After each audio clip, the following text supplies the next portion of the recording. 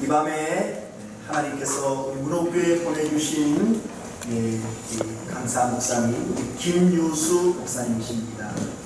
김유수 목사님은 작년 기독교 윤리실천운동본부에서 참 좋은 교회로 선정된 바 있는 강주 월반교회 1989년에 2대 목사로 부임하셔서 28년간 섬기셨고 작년 12월에 은퇴하신 후 현재 월광교회 원로 목사님으로 전남도의 공로 목사님이십니다. 제가 문옥교회 부임하여 부흥사경의 강사로 모시고 싶었던 영순이 목사님이 김유수 목사님입니다. 제가 드디어 마침내 우리 목사님을 모시게 되었습니다. 얼마나 감사한지 모르겠습니다. 은혜의 성령님께서 이번 5번의 집회에 함께 하실 것입니다. 제가 말씀드렸죠. 우리 주일 예배는 밥을 먹는 것이지만 이번 5번의 집회는 보약을 먹는 것입니다. 다섯 집의 보약을 마음껏 드시기 바랍니다. 하나님께서 우리 각자에게 주시려고 준비하신 은혜가 있습니다. 마음껏 우리가 믿음으로 받아들이는 말씀의 잔치가 될 수 있기를 바랍니다. 이제 우리 목사님 나오셔서 예수 안에서 비상하라 첫 번째 말씀 전해주시겠습니다. 박수로 목사님 모시겠습니다.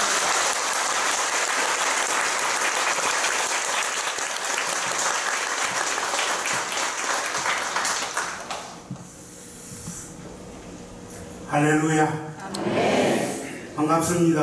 아멘. 별로 반갑지 않은 사랑하는 문옥교회입니다.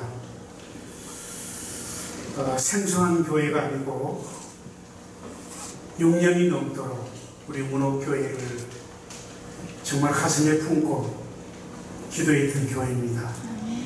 사랑합니다. 저는 부흥강사가 아닙니다. 그런데 이렇게 초청해 주셔서 정말 감사한데 전 목사님 말씀하신 대로 우리 전 목사님 책임지셔야 돼요. 이렇게 뜨겁게 찬양하고 은혜를 사모하는 교회, 이미 은혜를 받으셨다는 이야기 아니겠습니까? 은혜 위에 은혜가 더욱 충만하기를 축복합니다. 간절히 바라는 것은 이번 우리 집회의 표처럼 예수 안에서 우리 모두가 하나가 되어 날마다 새롭게 비상해가는 우리 성도들이 되기를 바라고 교회가 될 수 있기를 주님의 이름으로 축복합니다. 예수 안에서 우리가 서로 사랑하고 화목하고 서로 축복하는 한 공동체를 이루셔서 신앙생활이 행복하고 교회생활이 기쁘고 우리의 가정과 사업과 우리 다음 세대들이 예수 사랑을 문우리에서 저 땅끝까지 전할 수 있는 보배로운 우리 후대가 될 수 있기를 진심으로 축복합니다. 우리 이런 마음으로 우리 신앙생활 하시고 오늘 이 자리에 모였음을 믿습니다. 제가 몇 해 전에 책을 봤는데 2008년도에 5년 동안 한국교회를 조사를 했습니다. 100년 넘는 교회가 몇 교회나 되는가 보니까 제가 지금 오래되어 가지고 그 자료를 책을 찾는데 제가 이사를 했어요. 책이 어디가 있는지 지금 모르고 있어요. 못 찾았는데 제 기억 속에 한 100년 넘는 교회가 한 500개 정도 되는 것 같습니다. 그 중에 지속적으로 교회가 건강하고 은혜롭고 지역사회에 좋은 영향력을 주는 교회가 그렇게 많지 않았습니다. 소수였습니다. 근데 공통된 점이 있었습니다. 복음적인 교회. 모이게 힘쓰고 예배드리고 기도하고 말씀을 사모하고 열심히 복음을 전하고 선교하고 지역사회를 섬기고 그리고 특별히 대부분이 많은 교회들이 지역사회에 일찍이 학교를 세워서 후대에 인재를 키워나가는 교육 사업에 투자하는 그런 교회가 오늘도 건강하고 그리고 좋은 영향을 끼치는 교회로 남아 있었습니다. 특별히 이 교회들의 공통된 점이 있는데 한 번도 분쟁한 일이 없었다는 거예요. 분가시켜주면 시켜줬지 교회가 분쟁해서 나간 일이 한 번도 없는 그런 교회. 공통된 점이 없고 한 목회자를 평생 오랫동안 같이 모시고 같이 사랑하고 가는 교회가 100년이 지나도 변함없이 건강한 교회, 은혜로운 교회, 사랑받는 교회, 지역사회에 뭔가 도움을 주는 교회로 서 있다는 말을 제가 확인한 바가 있습니다. 우리 사랑하는 문호리 교회가 113년의 역사를 가졌습니다. 물론 그동안에 만만치 않는 어려운 일들이 많이 있었겠지만은 항상 지금이 중요합니다. 유태인들은 예배를 드릴 때마다 하나님 앞에 세 가지를 다짐했다고 합니다. 먼저는 뒤를 돌아봅니다. 그리고 자신을 성찰하고 회개하고 그리고 위를 바라봅니다. 하나님을 보는 것이죠. 기도로 소통하고 아버지의 뜻을 구하고 그리고 미래를 바라봅니다. 앞을 위해서 우리가 무엇을 준비해야 될 것인가를 생각한다고 합니다. 부탁하면 오늘 이 시간에 우리는 113년의 과거 역사를 뒤돌아보면서 우리가 선배들이 어떤 발자취를 걸어왔고 어떻게 교회를 섬겨하는지를 우리가 뒤돌아보고 잘한 점은 교훈 삼고 잘못된 점을 우리가 개선해 가면서 위로 하나님을 바라보고 또 100년을 바라보면서 복되고 건강한 교회가 반드시 될 거라고 믿습니다. 할렐루야입니다. 믿기 때문에 제가 여기 온 거예요. 저 그냥 온 사람 아닙니다. 믿기 때문에 온 거예요. 우리 이런 마음으로 집회가 시작부터 끝날 때까지 이루어질 수 있기를 축복합니다. 그런 점에서 오늘의 본문의 말씀을 우리가 다시 한번 보시도록 하겠습니다. 13절의 말씀이 핵심적인 말씀이 되겠는데 우리 13절 말씀을 같이 한번 소리내서 같이 읽겠습니다. 시작. 하나님의 아들을 믿는 것과 아는 일에 하나가 되어 온전한 사랑을 이루어 그리스도의 장성한 분량이 충만한 데까지 이르리니 라고 하는 말씀입니다. 이 말씀이 예배소의 핵심적인 말씀으로 생각을 합니다. 저는 조금 이해를 돕기 위해서 현대인 성경, 현대인 성경이 아니고 메시지 성경이 있습니다. 유진 피터슨 목사님이 사용하는 요즘 현대인 젊은이들이 많이 읽고 있는 메시지 성경을 제가 여기다 옮겨 적어봤습니다. 제가 영상에 부탁하려다가 못했습니다. 이렇습니다. 우리 모두가 춤추듯 서로의 손발이 척척 맞아 우리 모두가 다 춤을 추듯이 손발이 척척 맞아. 여러분 성경이 이렇게 번역된 걸 들어보셨습니까? 하나님의 아들께 능숙하고 우아하게 이런 말도 잘 들어보지 않을 것입니다. 하나님의 아들이 누구십니까? 예수 그리스도시오. 예수 그리스도께 예배를 드리고 반응한 게 능숙하고 아주 우아하게 응답하고 충분히 성숙한 어른이 되어 이것은 몸으로나 정신적으로나 영적으로나 어른답다 할 만큼 우리 모든 성도들이 성장하여 성숙하여 충분히 개발되어 그리스도처럼 충분히 살게 하려는 것입니다 라고 번역이 되어 있습니다. 아마 더 실감이 나지 않을까 싶습니다. 이 13절 말씀 속에는 중요한 세 가지 요소가 들어있습니다. 우리 표의 주제의 내용입니다. 먼저는 예수 안에서, 두 번째로는 하나가 되어, 그리고 세 번째는 비상이라고 하는 단어입니다. 이것만은 잊지 않고 꼭 기억해 주셨으면 감사하겠습니다. 예수 안에서란 뜻은 우리의 신앙을 이야기합니다. 견고한 믿음, 참된 믿음을 이야기합니다. 하나가 되어는 건강한 공동체를 이야기하고 있습니다. 우리 문호교회를 이야기하는 것입니다. 예수 안에서는 우리 모든 성도들이 이야기하고 하나가 되어 우리 문호교회를 이야기하는 것입니다. 비상이라고 하는 것은 우리가 반드시 성취해야 될 사명, 목표. 우리는 어디까지 가야 됩니까? 우리의 목표가 무엇입니까? 예수님처럼 사는 거예요. 예수님처럼 닮아가는 것입니다. 이것을 저는 비상이라는 단어로 표현을 했습니다. 제가 우리 이번 집회를 놓고 어떤 말씀을 같이 나눌까 굉장히 고민하고 기도하는 가운데 작년에 제가 은퇴를 하면서 새롭게 교회를 준비하면서 후임자 오셔서 목회를 잘할 수 있도록 모든 것을 1년 동안 준비하면서 월강의 금년 상할표를 이 말씀을 전했던 것입니다. 그리고 이 본문의 말씀이십니다. 우리 모든 월강의 성도들이 예수 안에서 진심으로 하나가 되고 한 가족을 위해서 날마다 새롭게 그리스도를 닮아가도록 비상하고 성장하는 교회가 되었으면 너무너무 좋겠다. 제 유언과 같은 그런 생각이었고 그런 메시지였고 우리 성도들과 우리 시작하면서 담았던 말씀인데 왠지 오늘 이 말씀을 우리 이 자리에서 첫 시간에 간절한 마음으로 정말 나누고 싶었습니다.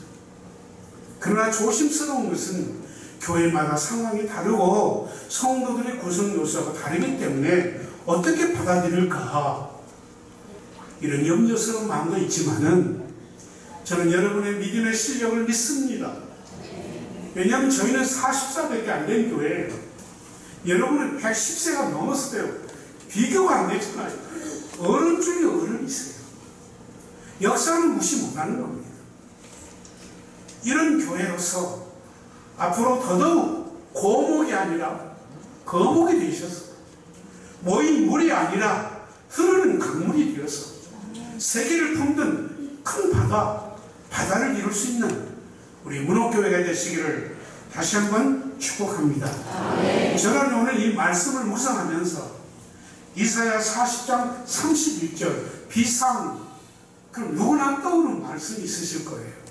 무슨 말씀이십니까? 오직 여호와를 앙망하는 자는 무엇을 얻으리니? 하시잖아요. 새 힘을 얻으리니. 여호와를 앙망하는 자는 여러분이 대답해 보세요. 그렇게 대답해가지고 되겠습니까? 무엇을 얻으리니? 네, 그렇죠. 새 힘을 얻으리니. 무엇과 같이? 독수리 날개치며 올라가는 같이. 다른 박질하여도 곤비하지 않겠고 걸어가도 피곤치 아니하리로다. 라는 말씀이 필연적으로 생각이 나는 것입니다. 비상. 우리가 나는 비상을 독수리에다 비교를 했습니다. 독수리는 새 중에 새입니다. 새 중에 왕입니다. 독수리는 이 새라는 것은 뼛속까지 비어있어요. 하나님 그렇게 만드셨어요. 몸이 가벼워야 날기 때문에 새는 뼈가 비어있다고 합니다. 그리고 이 독수리는 비상하지 않으면 비상에 걸려요. 이 말이 무슨 말인가요? 새가 날지 않으면 포수에 잡히게 돼 있어요. 비상해야 사는 겁니다. 독수리는 날개짓을 안 해요. 펄떡거리지는 않아요. 긴 날개를 펴고 유유히 날아요. 여러분 공중에 나는 독수리 보셨어요? 날개를 쫙 펴고 유유히 날아요. 기류를 이용할 줄 알아요. 날개가 크니까 날개가 얼마나 힘들겠어요. 기류를 이용할 줄 알아요. 우리 믿음의 성도들이 비상하기 위해서는 성령을 이용하시면 헐떡거리지 않아도 비상할 수 있음을 믿습니다. 하나님이 천지 창조를 하실 때 새가 띠뚱거리면서 걸으면서 하나님께 불평하기를 걷기도 힘든데 이 무거운 날개를 하나가 아니라 왜 2개까지 주셨습니까? 라고 불평을 했다고 해요. 그때 하나님 뭐라고 말씀하셨겠습니까? 새야, 너는 날개에서 존재해. 걷기에서 있는 것이 아니라 날개에서 존재해. 날개에서는 반드시 뭐가 필요할까요? 날개가 필요한 거예요. 네가 걸으니까 띠뚱거리는 거지 날개를 펴고 날아봐. 얼마나 멋있냐고 그렇게 말씀하셨다고 그래요. 이걸 여러분 영적으로 생각해 보시기를 바랍니다. 하나님께서 우리에게 믿음을 선물로 주셨습니다. 왜 믿음을 주셨을까요? 비상하라고. 새에게 날개를 주시듯이 하나님 우리에게는 믿음의 날개를 주셨어요. 뭐하라고요? 비상하라고. 믿음으로 비상하지 않으면 우리는 추락하게 되어 있습니다. 예수 믿는 사람이 믿음을 잃어버리면 추락하고 타락하고 안 믿는 사람보다 더 비참하게 된다는 걸 여러분은 아십니까? 하나님께서 선물로 주신 이 믿음을 가지고 우리는 비상할 수 있기를 바랍니다. 비상하라고 날개를 주신 거예요. 마태복음 28장 19절 20절에 우리가 잘 아시잖아요. 너희는 가서 모든 족속으로 제자를 삼아 아버지와 아들과 성령으로 세례를 주고 내가 너에게 분부한 모든 것을 가르쳐 지키게 하라. 이게 무슨 말입니까? 비상하라는 이야기예요. 저 땅끝까지 나아가라는 거예요. 내가 너에게 준 말씀과 복음과 성령의 충만함으로 아버지와 아들 성령으로 세례를 주고 가르쳐 지켜 그들도 비상하게 하라는 것입니다. 이렇게 했을 때 내가 세상 끝날까지 내가 너희와 항상 함께하리라고 약속하심을 믿습니다. 비상하라는 이야기 하나 더 예를 들어볼까요? 사도행전 1장 8절에 뭐라고 그랬습니까? 오직 성령이 너에게 임하시면 우리 힘으로 비상 못해요. 걷기도 힘든데 어떻게 비상합니까? 성령이 너에게 임하시면 에너지, 두나미스, 힘, 에너지를 공급받으면 날 수 있다는 거예요. 예루살렘과 온 유대와 사마리아와 땅끝까지 이르러 무슨 증인이 되리라? 복음의 증인이 될 것이다. 비상한 사람이 될 것이라고 말씀해 주심을 믿습니다. 하나님께서 주신 우리의 신앙도 이와 같으심을 믿습니다. 자, 그러면 우리는 어떻게 비상할 수 있을까요? 궁금하지 않습니까? 오늘 이 시간 이 답을 찾기를 원하는 것입니다. 13절 안에 첫째, 하나님의 아들을 믿는 것과 아는 일에 하나가 되어. 이 말을 저는 이렇게 의역을 했습니다. 예수 안에서. 예수 안에서. 여러분 예배서를 한번 읽어보시기 바랍니다. 예수 안에서라는 말이 얼마나 많이 나오는지 모릅니다. 주 안에, 예수 안에, 그 안에라는 말이 얼마나 많이 나오는지 모릅니다. 1절로 14절에 보니까 14번이나 나옵니다. 무슨 말이 많이 나온다고요? 에베소 1장 1절에서 14절 서론에 보면 예수 안에서라는 말이 14번 나옵니다. 예배서 전체의 주 안에서 예수 안에 90번이 넘게 나옵니다. 말만 나오면 예수 안에서, 예수 안에서, 예수 안에서. Only Jesus. 2000년 동안 우리 신앙의 선배들이 입에 오른 말, 노래로 불렀던 말, 흔들었던 깃발, 외쳤던 구호, 오직 예수 그리스도. 여러분 믿으십니까? 네. 오직 예수 그리스도. 여기 예수 안에서 신앙의 근본과 나의 현 주소를 말씀하고 있는 것입니다. 나의 신앙의 정체성, 나라는 존재의 가치성, 그리고 나는 누구와 깊은 사랑의 관계를 가지고 있습니까? 이것을 묻고 있는 중요한 질문인 것입니다. 나는 지금 이 자리에 서 있는 자리가 어느 자리인가 우리가 깊이 생각해 볼 수 있기를 주님의 이름으로 축복합니다. 오늘 문호교회 묻습니다. 정말 우리 문호교회는 예수 안에 있습니까? 우리 성도들은 각자가 예수 안에 있는 것입니까? 예수님과 깊이 관계를 맺고 사랑하는 관계를 가지고 있는 것입니까? 다시 한번 우리의 신앙을 점검해 보자고 하는 것입니다. 지금 명절이 다가와가지고 집회 날을 참 잘못 잡았다는 생각이 들어요. 왜 이 기간에 꼭 하필이면 집회 바로 직전에 집회를 잡았을까? 예, 맞습니다. 우리 예수 믿는 사람으로서 민족의 설도 귀중하지만 부흥 집회를 열고 은혜 받고 내가 예수 안에 있는 것인지, 정말 주 안에서 내가 바로 서 있는 것인지, 내가 주님과 깊은 관계를 맺고 있는 것인지, 이것을 점검한 다음에 이 명제를 맞이해서 자녀들과 함께, 이웃과 함께, 가족과 함께 보낸다라면 얼마나 복될까 생각하니까 기분이 좋아지더라고요. 그렇게 될 수 있기를 바랍니다. 바랍니다. 우리는 신앙의 기본이 대단히 중요한 것입니다.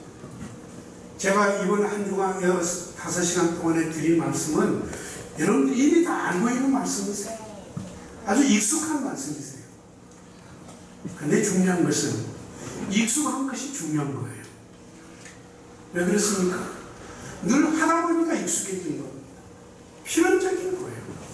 그런데 익숙한 것이 함정입니다. 그냥 쉽게 넘어가요. 간과해요.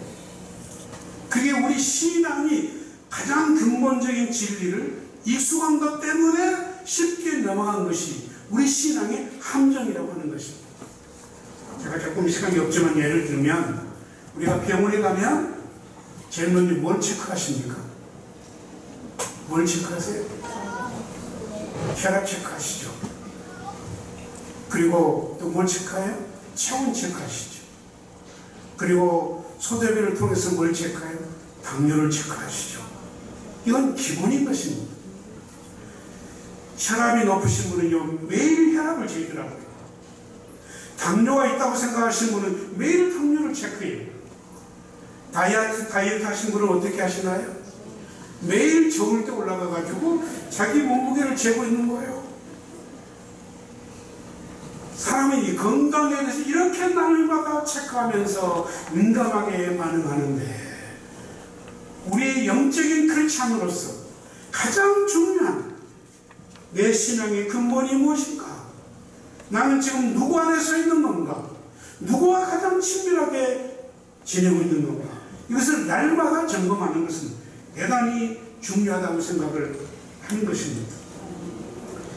오늘 여기 말씀 속에 오늘 그 예배서 1장을 한번 찾아보세요. 예배서 1장을 펴보세요. 예배소가 어떻게 시작되었는지, 예수 안에 사는 말이 그렇게 많이 있다는데 예배서 1장이 어떻게 시작되었는지 우리 같이 한번 보시기를 바라요. 1절 다 같이 읽습니다. 하나님 뜻으로 말미암아 그리스도 예수의 사도된 나 예배소에 있는 성도들과 그리스도 예수 안에 있는 신실한 자들에게 편지하노니. 아멘. 지금 바울이 로마의 감옥에 있습니다. 언제 죽을지 모릅니다. 감옥에 있으면서 그냥 있는 것이 아니라 편지를 쓰기 시작했습니다. 그 가운데 편지가 예배소입니다.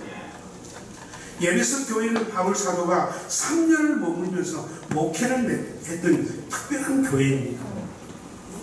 바울 사도께서 편지를 쓰면서 제일 먼저 누구에게 문안하노니? 누구라고 되어 있습니까? 누구라고 되어 있어요? 성도. 예배소에 있는 성도에게 편지하노니. 이렇게 시작합니다. 성도란 말입니다. 우리는 익숙하죠? 성도란 말 얼마나 익숙합니까? 근데 그 당시에 성도란 말은 아주 생소한 말입니다. 바울 사도가 즐겨 쓰는 언어 중에 하나입니다. 바울이 감옥에서 편지를 쓰면서 에베소 교회를 생각하면서 그 에베소년 교인들을 생각하면서 부른 이름이 성도입니다. 성도란 뜻이 무슨 뜻입니까? 1절에 성도, 그리고 바로 설명이 되어 있어요. 성도가 누굽니까? 성경을 봐보세요. 성도가 누구예요? 예, 그리스도 안에서 신실한 자. 그리스도 안에서 신실한 자가 성도라는 것입니다. 그리스도 안에서 신실하지 못하면 성도가 아니라는 이야기 아니겠습니까? 그래서 우리는 그리스도 안에서라는 말이 얼마나 중요한 말이라는 말이에요.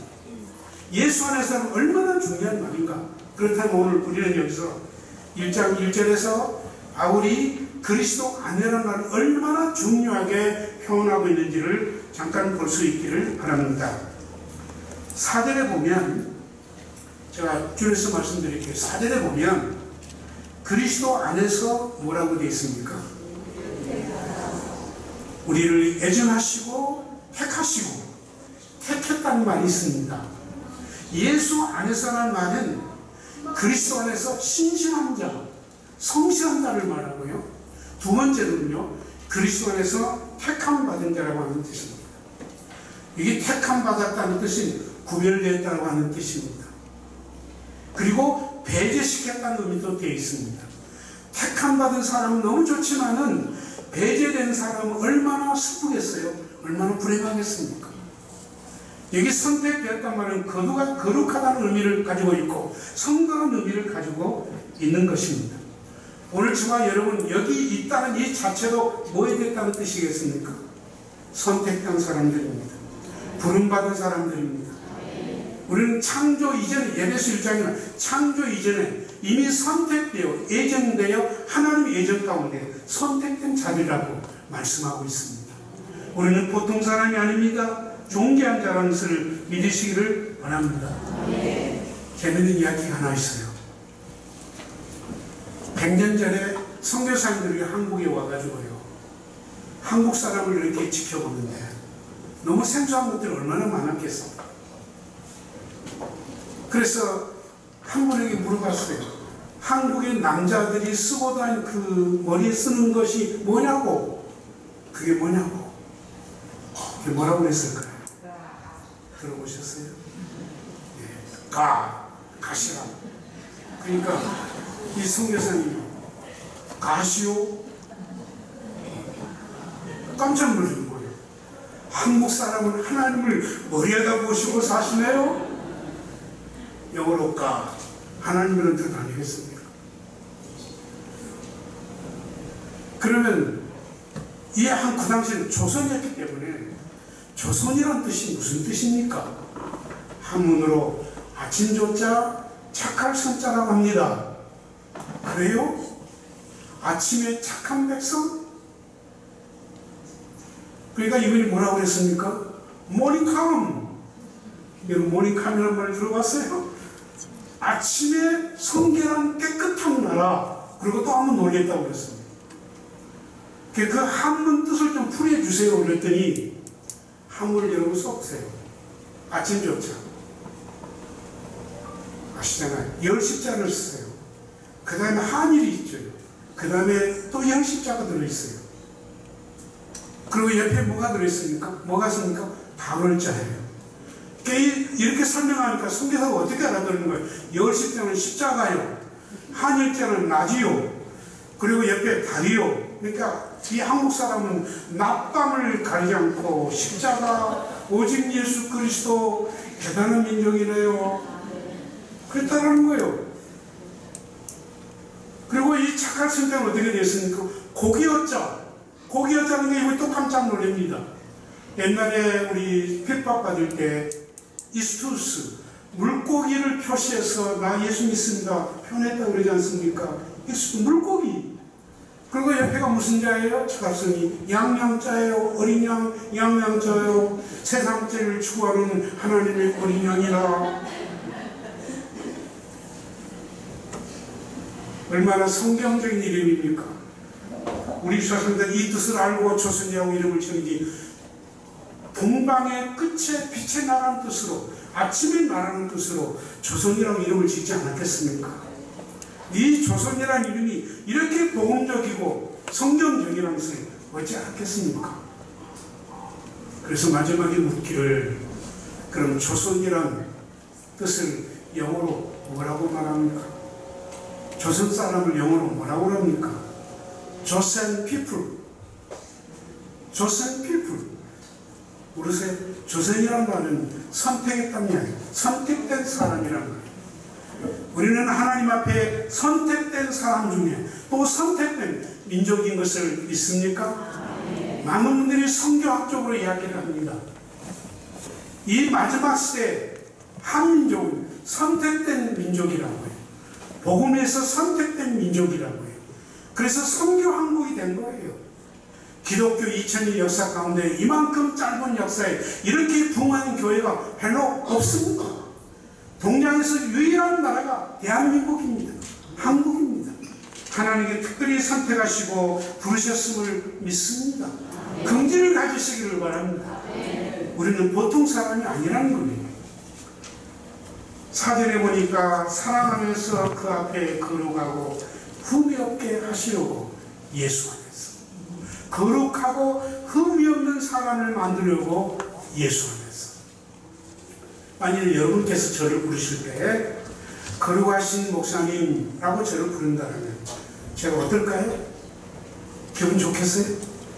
굉장히 거북스러울 거예요. 만약 여러분께 어느 분이 부르시기를 우리 거룩하신 장로님, 그러면 기분 어떠겠습니까? 괜찮을 것 같아요. 왜 그러세요? 오늘 여기는 분명히 바울 사도가 에베소 교회 성도를 성도라고 불렀어요.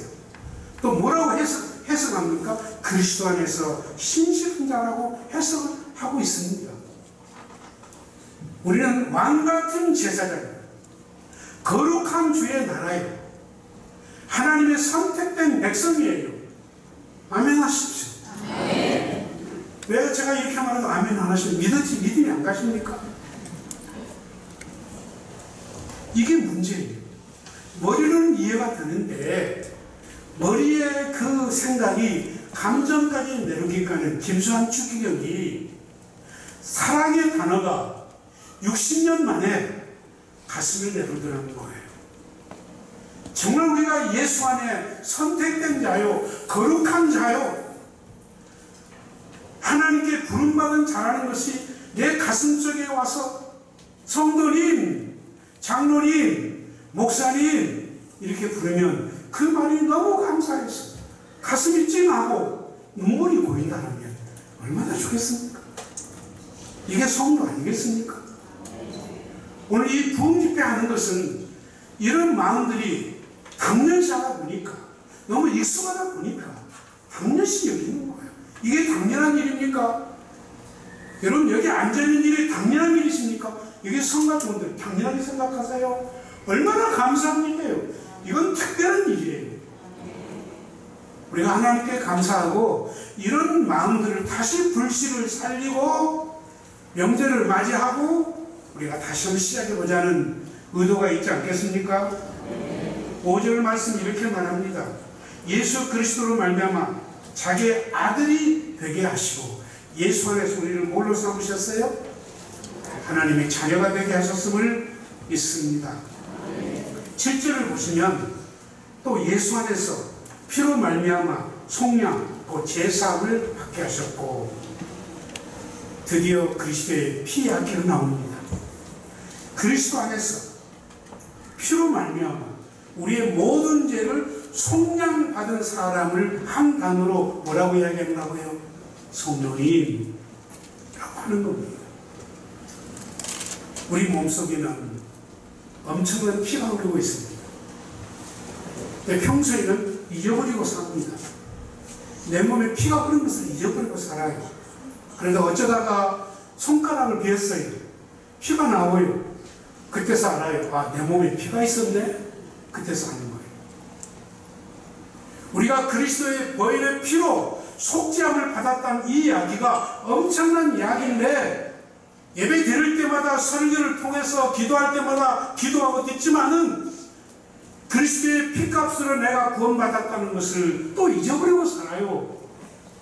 이것을 잊지 말고 체킹하듯이 혈압을 재고 체온을 재고 당을 재고 내 몸의 무게를 날마다 재어보듯이 이런 믿음을 순간순간 체크하시면서 사는 우리가 될 수 있기를 원합니다.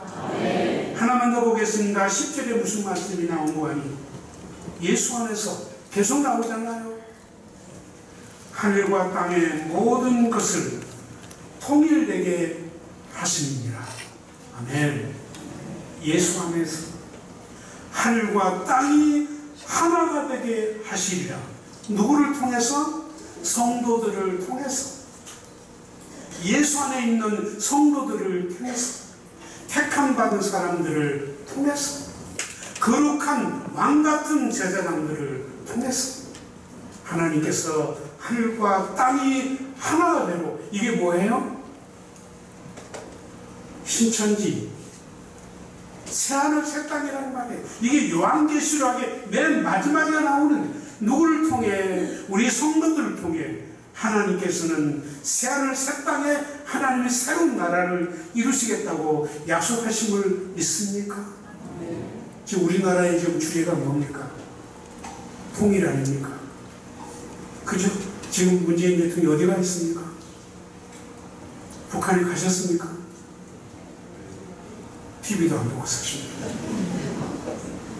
내일 가신다고 그랬습니까? 예. 통일입니다.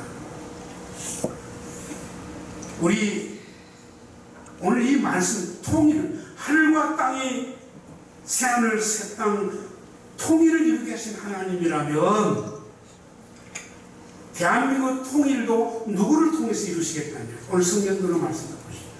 누구를 통해서? 예수 안에 신실한 교회 다닌 사람 아닙니다. 예수 안에 정말 신실한 성도를 통하여, 택한 백성을 통하여 남과 북도 통일을 이루실 것이다. 왜냐하면 역사를 주관하신 분은 누구이십니까? 하나님이심을 믿습니다. 하나님 하실 거예요. 하나님 허락해야 될 거예요. 물론 지금 분위기로 볼 때는 트럼프, 김정은이, 문재인 대통령 하나님이 쓰신 것 같아요. 잘 되기를 바라요. 하나님이 주신 마지막의 기회일지도 몰라요. 지난번 동계올림픽이 이루어질 때까지도 감히 우리는 상상을 못했고, 곧 핵전쟁이 날 것처럼 위기중위기에 있었어요. 미국 곧 북한을 폭행할 것처럼 전략까지 다 짰다는, 비상령까지 다 내렸다고 하지 않습니까?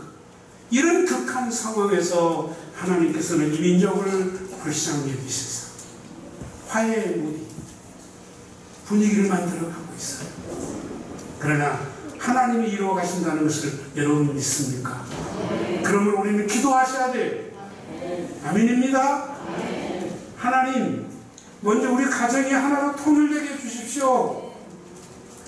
우리 문호리 교회 성도들이 먼저 하나로 통일되게 해주십시오. 지금 한국의 제일 큰 문제는 무슨 문제입니까? 우리나라의 가장 큰 문제는 하나님 이토록 사랑하시고 또 기회를 주시고 봐주시는데 우리 정신 차려야 돼요. 지금 우리의 숙제는 하나가 되지 못한 것입니다. 이게 가장 큰 문제입니다. 정치는 여당과 야당이 날마다 싸웁니다. 이념으로는 진보와 보수가. 여러분, 여당과 야당이 필요치 않아요.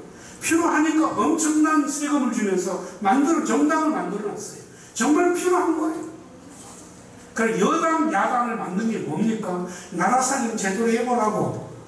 협력할 것은 협력하고, 견제할 것은 견제하고, 건강한 나라, 복된 나라, 희망의 나라를 만들어 보라고 만들어 놓은 거 아니겠습니까? 이념, 진보와 보수, 정말 필요한 겁니다. 나쁜 게 아닙니다. 근데 우리는 날마다 싸운 게 뭘 싸워요? 진보와 보수로 싸우고 있는 거예요. 지역성 너무 중요해요. 근데 한국만큼 지역 감정이 강한 나라가 또 그렇게 많지가 않아요. 이번에 우리 총회를 하셨어요. 감사하게 우리 유 장로님이 총회를 다녀오셨어요. 불편한 몸이시라는데 저는 은퇴를 했기 때문에 총회를 못 갔어요. 저는 은퇴하기 전 몇 년 전부터 제가 총회 자리를 제 마음대로 하는 것은 아니지만 후배들에게 양보하고 제가 총회를 가지 않았습니다. 중요한 것은 이번에 아시잖아요. 한 교회 문제를 놓고 투표를 했습니다. 찬반 투표를 한 것입니다. 여러분, 우리도 교회가 민주주의 방법으로 투표를 합니다. 성경의 투표는요, 하나님의 뜻을 뭐예요? 얻기 위해서 인간으로 할 수 없을 하나님의 투표를 합니다. 투표 방법도 필요합니다. 일단 결정이 되면 100% 찬성하고 그대로 따르는 것이 성경 원칙이에요. 우리 한국은 재판을 100번도 더 합니다. 순복을 안 합니다. 재판을 했는데도 순복을 안 합니다. 제가 간절히 바라는 것은 찬반을 묻는 것이 중요한 것이 아니라 그것을 묻기 전에 우리가 먼저 하나 되는 거예요. 아멘입니까? 아멘. 하나 되는 거예요. 투표를 해도 상처 입은 사람이 없어야 돼요. 어떤 안건을 놓고 우리가 투표를 붙일 때는 어느 한 사람도 상처를 입지 않도록 하기 위해서 하는 거예요. 제가 이번에 조금 시간 없습니다만 후임자를 놓고 공동회를 열었습니다. 당에서는 투표할 필요 없이 그냥 만장일치로 그렇게 모시기로 결의를 했습니다. 투표하지 말자고. 괜히 투표 놓고 이러고 하지 말자고. 이런 게 별로 없어요. 한 후임자를 놓고 후임 목사를 놓고 당에서 만장일치로 가기를 했습니다. 제가 그날 공동회를 1부, 2부, 4부까지 예배를 드리고 예배 끝난 후에 공동회를 하게 됩니다. 제가 이렇게 말했습니다. 사랑하는 우리 성도님, 오늘까지 월강시켜 너무 감사합니다. 우리 당에서 40명이 되는 장로님들이 만장일치로 투표하지 않고 만장일치로 가부를 묻고 결의하기로 했습니다. 그러나 제 마음속에 그렇게 할 수도 있겠고 투표할 수도 있는 건데 공동회는 당회가 결정했다고 하면 공동회는 꼭 그대로 하라는 법은 없지 않습니까? 근데 제 마음속에는 단 한 사람이라도 만장일치를 거수해서 만장일치 하는 것보다는 단 한 사람이라도 투표했으면 하는 마음이 계신다면 장로님과 한 분이 그랬거든요. 투표를 하시지요. 절대 다수가 그냥 합시다. 그래서 이렇게 그럽시다. 그러고 넘어갔어요. 그런데 그분이 마음에 걸리는 거예요. 제가 있다가 투표하면 안 되겠습니까? 제 마음은 투표를 했으면 좋겠습니다. 이의 없습니까? 아무도 이의를 제기하지 않았습니다. 그래서 투표를 했습니다.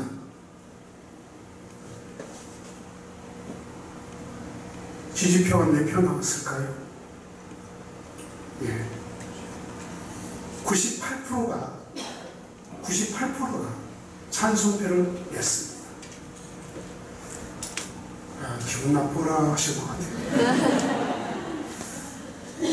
정말 좋은 교회입니다. 축제했습니다. 어느 누구도 섭섭한 마음 없이 축제했습니다. 그날 선배 목사님이 제 손을 잡고 김 목사 축제야. 너무 좋아. 그래서 후임 목사 오셨는데 교회가 너무 좋습니다. 교회는 인본주의가 아니고 민주주의도 아닙니다. 신본주의입니다. 하나님의 주인 되신 교회입니다. 하나님의 뜻이 이렇습니다. 그럼 모든 성도들이 아멘. 하나님의 뜻으로 우리가 그렇게 하겠습니다. 이게 교회예요. 그래서 이 에베소 1장 10절이 에베소의 주제라고 신학자들이 그렇게 이야기를 합니다. 여러분 믿으십니까? 이토록 성도란 이름 하나가 엄청난 뜻을 담고 있으세요. 우리는 보통 사람들이 아닙니다. 이런 의미에서 우리는 그리스도 안에서 복된 성도이심을 주님의 이름으로 축복합니다. 축복합니다.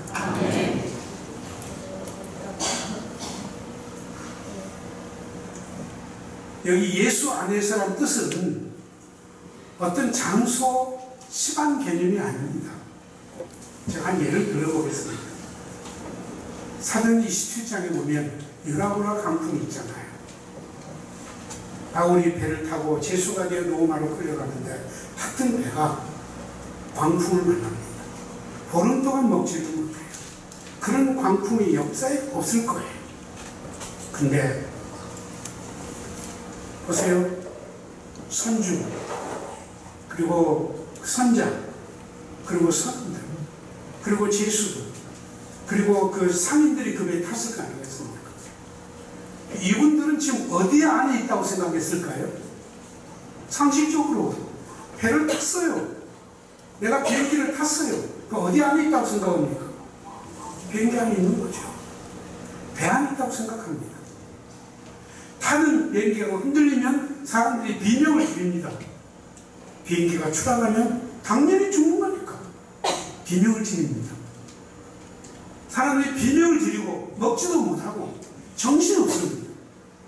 근데 바울은 누구 안에 있다고 생각합니까? 주 안에 있다고 생각합니다. 그래서 바울은 누구하고 소통합니까? 조용히 하나님께 기도합니다. 하나님 음성을 듣습니다. 바울아, 두려워하지 말고 배는 파손될지라도 여기에 탄 263명은 한 명도 267명은 한 명도 해악이 없을 거야. 두려워하지 말아라. 이 음성을 듣습니다. 같은 배 안에 있는데도 배 안에 있다고 생각하는 사람하고 배 안에 있지만은 장수문이 아니라 주 안에 예수 안에 있다고 생각하는 바울은 너무 다른 거예요. 우리는 비록 세상 안에 있고 가정 안에 있고 이 건물 안에 예배를 드리지만은 여러분의 마음은 지금 어디에 있습니까? 주 안에 있습니다. 상황 보지 않아요. 사람 보지 않아요. 어떤 사건 보지 않아요. 예수 안에 주만 바라봐요. 이것이 예수 안에 있다는 것이 예수님과 한 몸, 한 지체 교제하고 소통하고 동행하고 우리는 어떤 상황이든지 이런 자리에 있을 때 행복하게 될 거로 믿습니다. 주 안에 있는 나에게 무엇이 없어요? 한 것이 있어요. 십자가 밑에 나아가 내 짐을 풀었네. 할렐루야, 할렐루야. 우리 아버님 이 찬송을 그렇게 즐겨 부르셨다. 찬송입니다.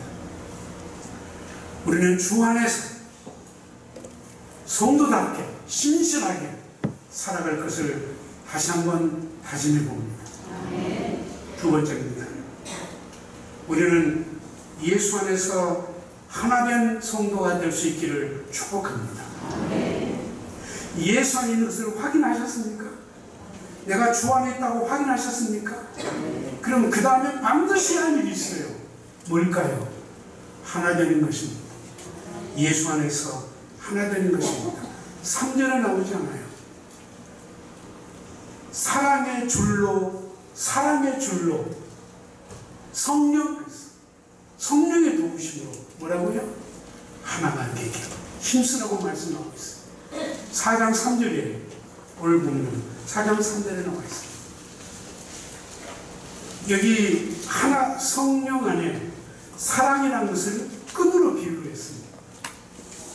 이 끈으로 딱 묶어서 하나가 되는데 힘쓰라는 거예요. 이것은 우리가 하나 되는 게 쉽다는 것입니까? 어렵다는 이야기입니까? 예, 어렵다는 이야기입니다. 쉬운 일이 아닙니다.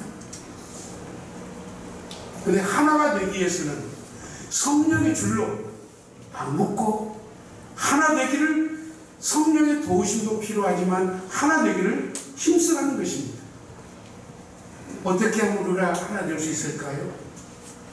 4장 1절에서 6절까지 나옵니다. 2절에 보면 4가지 단어가 나와요. 한번 보시기 바랍니다. 우리가 하나 되는데 4가지 단어가 나옵니다. 첫째가 뭡니까? 겸손입니다. 겸손. 겸손은 자기 권리 주장을 하지 않고 남을 존중하고 세워진 자세를 겸손이라고 합니다. 우리 기독교 미덕 중에 아주 중요한 미덕이 하나가 겸손이고, 우리 예수님의 성품 중에 중요한 성품이 바로 겸손인 것입니다. 우리가 그리스도 안에서 성령이 함께 하십니다. 그리스도 안에 있습니다. 성도입니다.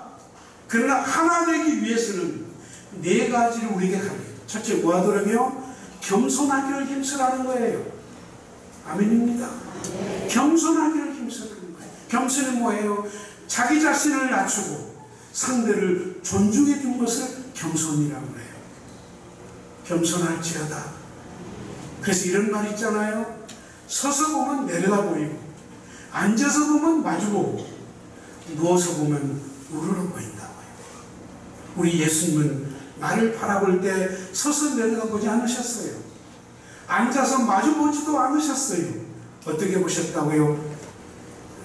낮아져서 종이 되시고, 종은 감히 주인을 쳐다보지도 못해요. 마주보지도 못해요. 우러러 봐야 돼요. 우러러 보려면 누워야 돼요. 바싹 낮아져야 돼요. 이게 겸손이라고 하는 것입니다. 우리는 겸손하지 않으면 절대로 하나 될 수 없다는 거예요. 겸손하기를 원합니다. 두 번째가 뭐예요? 온유입니다. 온유는 따뜻함을 의미합니다. 싸나움의 반대예요. 거친 것의 반대예요. 냉정한 것의 반대가 바로 온유인 것입니다. 우리 예수님께서 마태복음 13장에 말씀하셨어요. 길바닥 같은 마음, 고정관념으로 굳어져 버린 마음, 돌짝박 같은 마음, 상처와 쓴뿌리로 마음에 한이 맺혀 있는 마음, 돌짝박 같은 마음인 것입니다.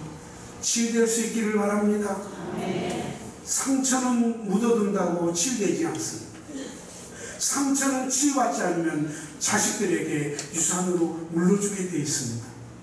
예수 믿고 은혜를 받지만은 쓴뿌리를 가지고 있는 분은 반드시 은혜가 소멸되면 그 쓴뿌리가 우리 공동체 가운데 나타나게 되어 있습니다. 치유되시기를 바라요. 그리고 가시떨기 밭은 근심, 걱정, 우수사리로 가득 찬 마음이 가시떨기 마음인데, 이 마음이 옥토가 온유한 마음입니다.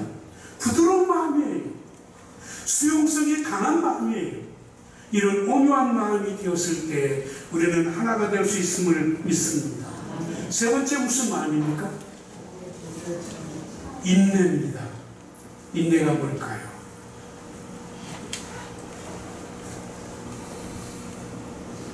(99까지) 참다가 마지막 일을 못 참아요. 딱 터져요. 이건 인내가 아닙니다. 인내라는 것은 마지막까지 참을 수 있는 것. 우리 예수님 십자가를 지기까지, 그리고 죽기까지 다 이루었다. 뭘 이뤘다는 거예요? 하나님의 약속을 이루기 위해서 제가 여기까지 인내하고 모든 영광을 하나님께 올려드립니다. 죽이고 싶은 원수 앞에서도 마지막까지 할 말을 다 못하고 참는 것, 이것을 인내라고 하는 것입니다. 사랑이 뭐냐고 물으신다. 눈물의 씨앗이라고 말하겠죠. 아닙니다. 고린도서 13장에 보면 제일 먼저 나오는 사랑은 무엇이고, 제일 먼저 나오는 말씀, 오래 참고. 사랑이 무엇이냐고 물으신다라는 오래 참는 것. 사랑하면 참습니다. 사랑하면 온유합니다. 사랑하면 겸손해질 수 있습니다. 사랑하면 뭐해요? 용서할 수 있습니다. 사랑으로 용서하고.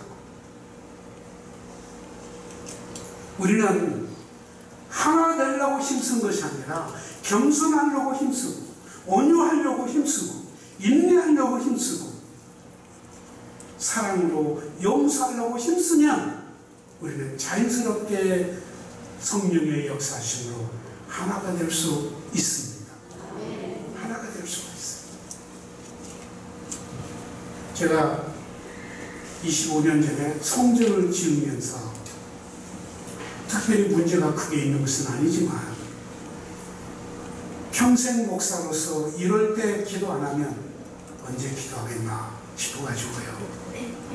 제가 40일 기도를 못하고 20일 금식 기도를 작정하고 기도회가 있었습니다. 한 열흘이 넘었습니다. 장로님이 찾아오셨어요. 손에 뭘 들고 오셨어요. 보니까 거기에 음료수도 들어있고 과자도 들어있고 과일도 들어있고.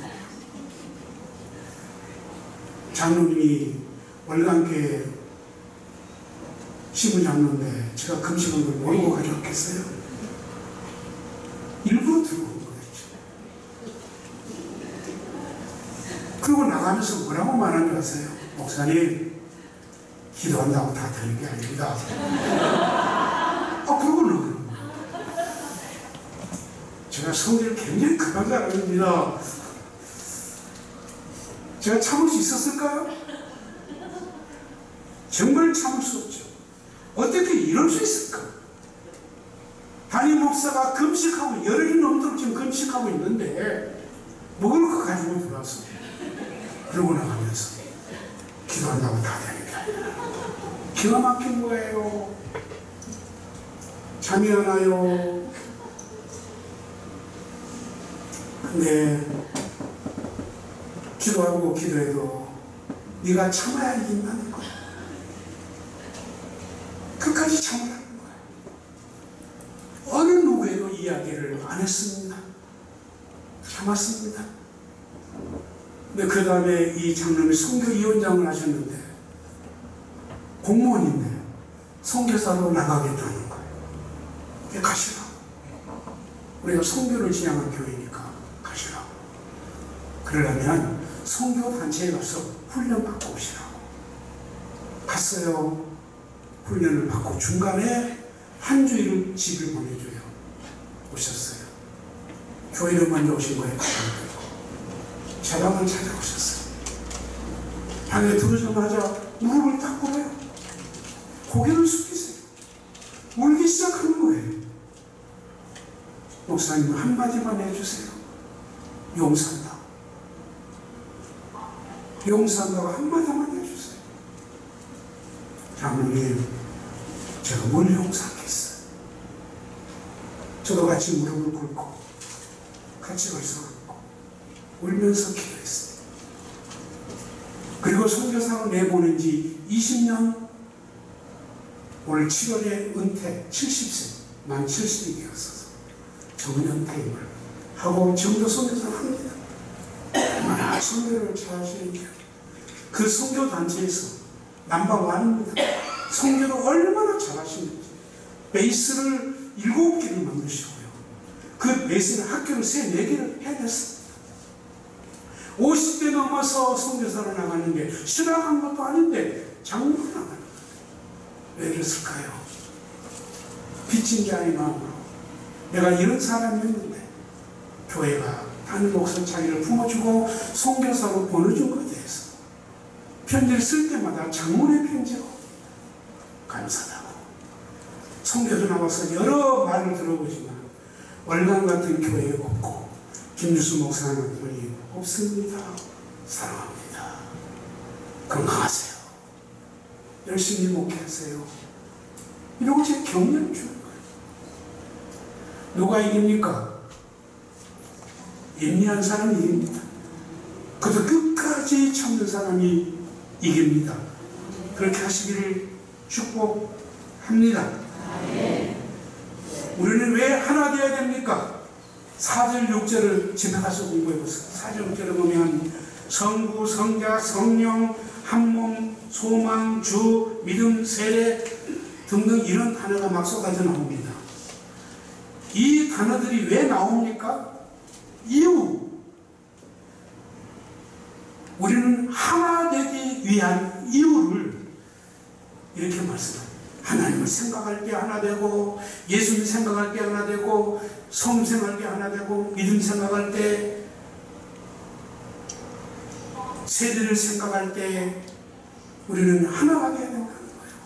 왜냐하면 우리를 한 민족, 한 백성을 만들기 위해서 하나님이 어떻게 역사하셨고 아들까지 내놓으시고 예수님은 한 공동체로 값주고 사신 교회를 세우시기 위해서 생명까지 바쳤고 성령이 오신 목적은 성령이 하나 되게 하시는, 그러니까 성령이 하신 일, 첫째 우리를 거듭나게 하시고 두 번째 하나 되게 하신 일이에요.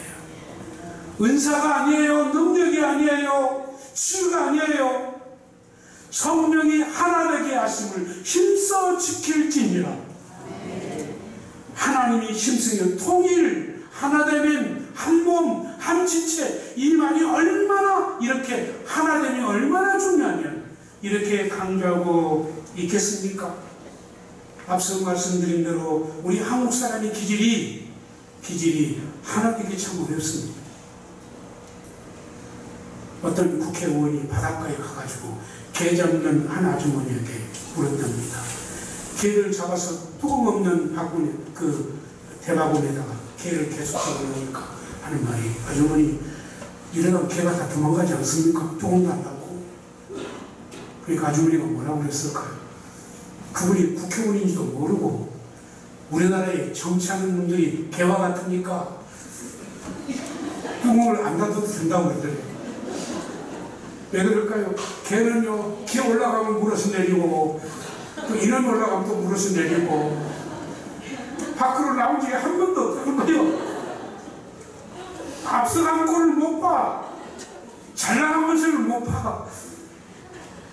그 국회의원이 얼마나 창피했겠습니까?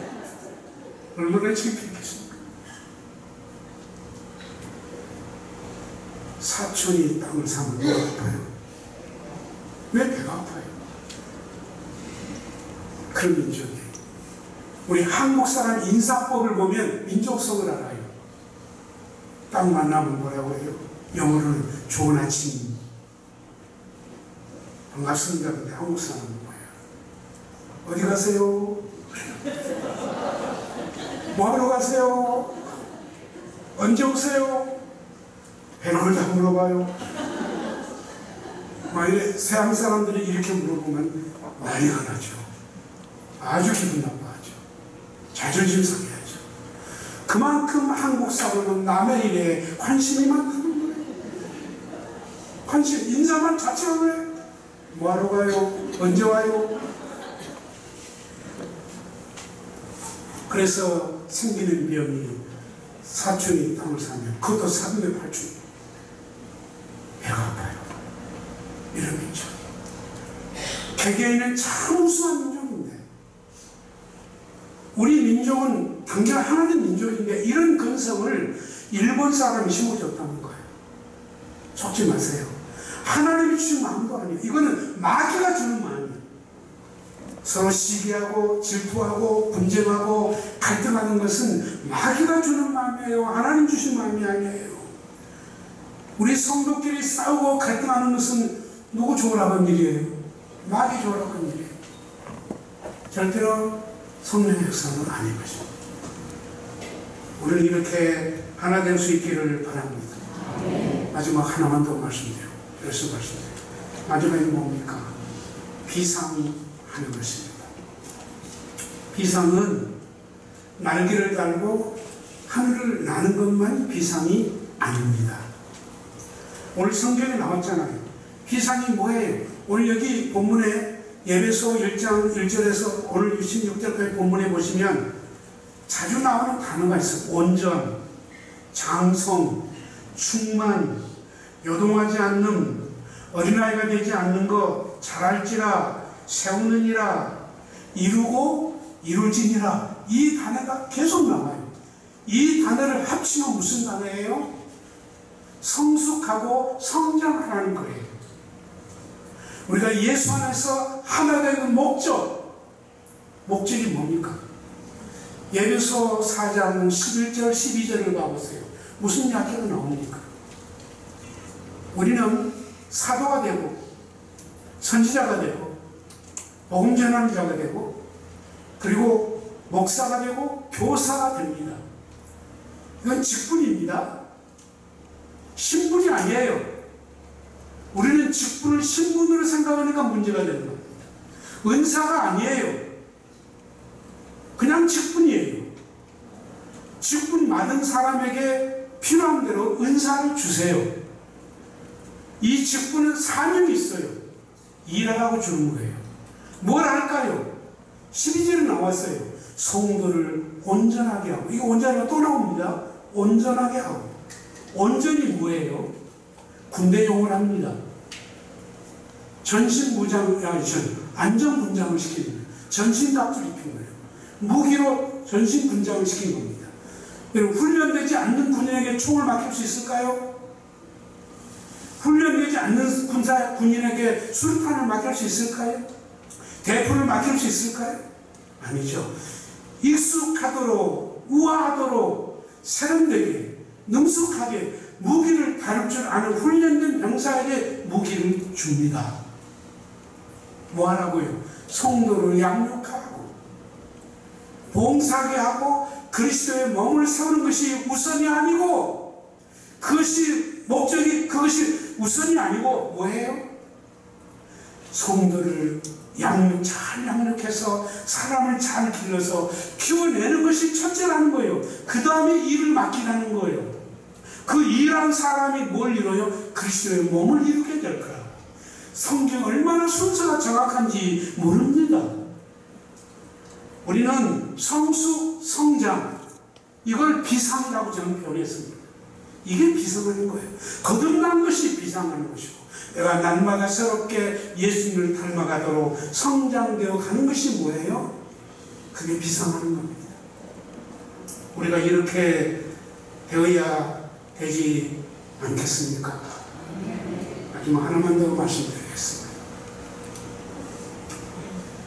좋은 교회에서 위대한 교회라고 하는 책이 있습니다. 톰 레이너가 쓴 책인데요. 저는 이 책을 아주 감동을 받고 우리 재직들의 필독서로 다 줬어요. 리포트를 다 써냈습니다. 그리고 남았습니다. 무슨 이야기냐면 우리가 믿는 하나님 위대하신 하나님이다. 좋으신 하나님보다 뭐하신 하나님이에요? 위대하신 하나님이시다. 그러므로 하나님이 말씀하시는 성경은 위대한 말씀이다. 맞습니까? 창세기 1장 28절에 생육하고 번창하고 땅을 충만하고 땅을 정복하고 땅을 다스리고 가꿀지어다. 위대한 명령입니다. 아브라함에게 창세기 12장에 주신 말씀이 있습니다. 내가 너로 큰 민족을 이루게 하고 열방이 너로 인하여 복을 받게 할지어다. 이게 보통 말입니까? 위대한 말씀이십니다. 사사기 6장에 보면 기도원에게, 그 타작틀 안에서 타작하는 기도원에게, 기도나 내가 내 민족을 구원하는 큰 사람이 되게 하겠다. 그리 맨 기도원이 뭐라고 됩니까? 내가 큰 사람이라고요? 나는 문하세 지파 중에도 가장 작은 민족이요. 내 아버지 자식 중에서 가장 작은 자인데 내가 어떻게 큰 자가 됩니까? 하나님, 너는 그린맨 큰 자라고 말하면 기도원은 나는 스몰맨 이러고 있는 거예요. 이런 기도원을 하나님이 부르셔서 300명의 용사로 미디안의 메뚜기 같은 군대를 치고 정복했다. 누가 이렇게 만드신 겁니까? 기도원이 위대한 사람입니까? 모세가 위대한 사람입니까? 아브라함이 위대한 사람입니까? 아담이 위대한 사람입니까? 아담이 며칠 만에 선악과를 먹었을까요? 1년 살고 10년 살고 30년 살다가 선악과 먹었을까요? 제가 볼 때는 일주일도 안 걸린 것 같아요. 그 한마디 넘어가. 이게 인간이에요.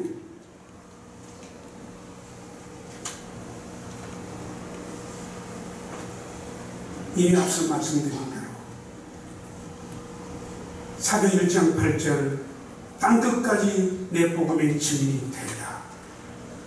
마음을 다하고 성품을 다하고 힘을 다하여 주 내 하나님을 사랑하라. 이것이야말로 위대한 계명이요. 위대한 계명이라는 거예요. 우리는 위대한 명령을 받고 위대한 성도가 되고 위대한 하나님의 명령으로 살아간 자라는 것입니다.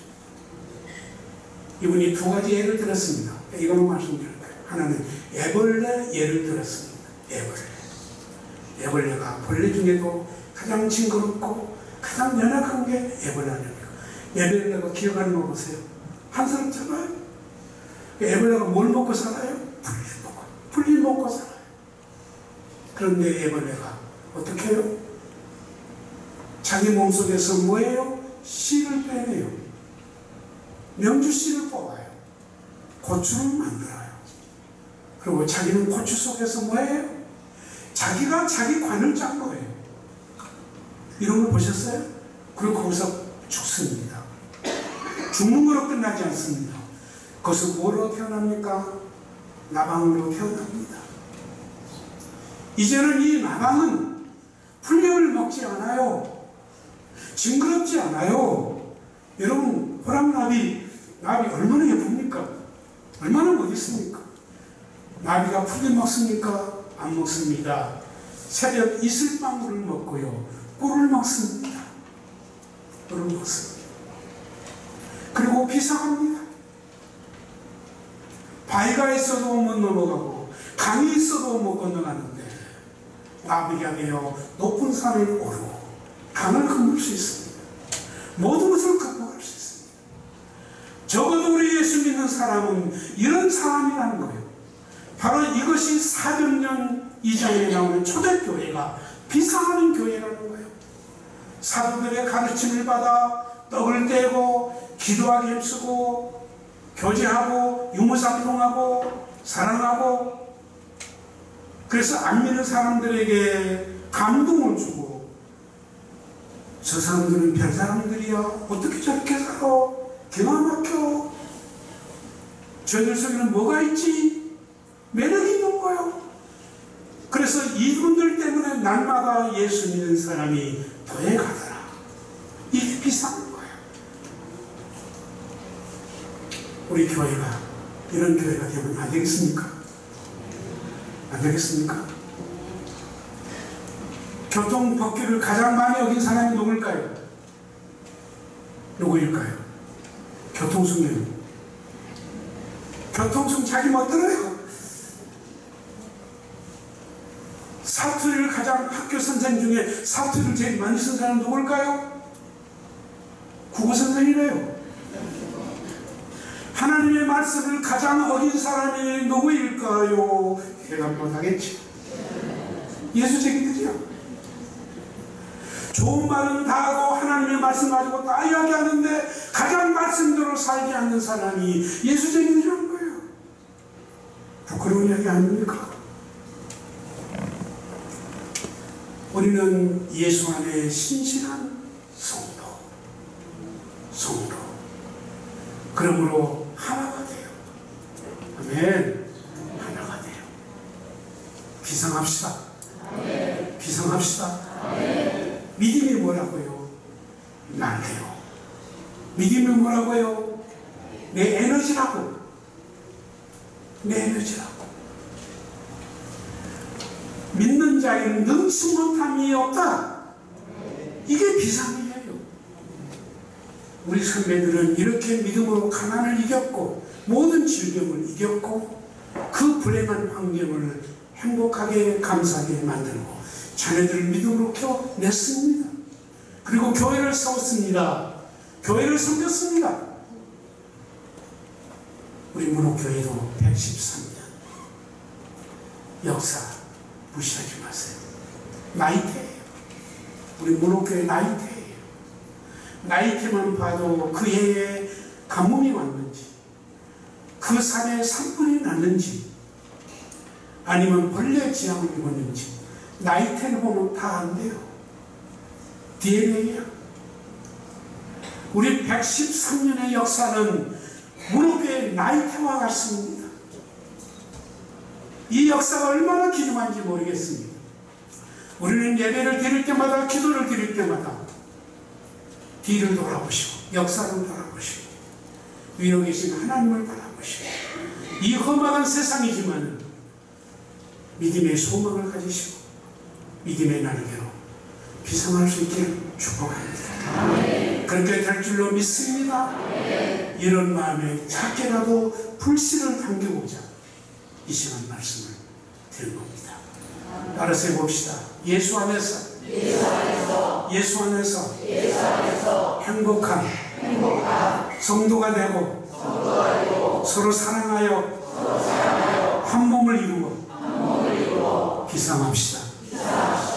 예수님을 닮아가십시다. 행복하실 거예요. 자신감이 생길 거예요. 기도하겠습니다.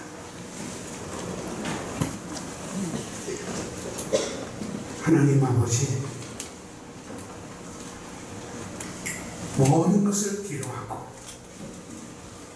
주님 앞에 왔습니다. 우리는 하나님 앞에는 바쁨이 없습니다. 가장 여유스러운 마음을 가지고 주님 앞에 늘 있게 하여 주시고 예배드리고 찬양하고 기도하고 말씀 듣고 행복해하고 감사하고 서로를 사랑하고 허물을 덮어주고 사랑한다고 격려해주고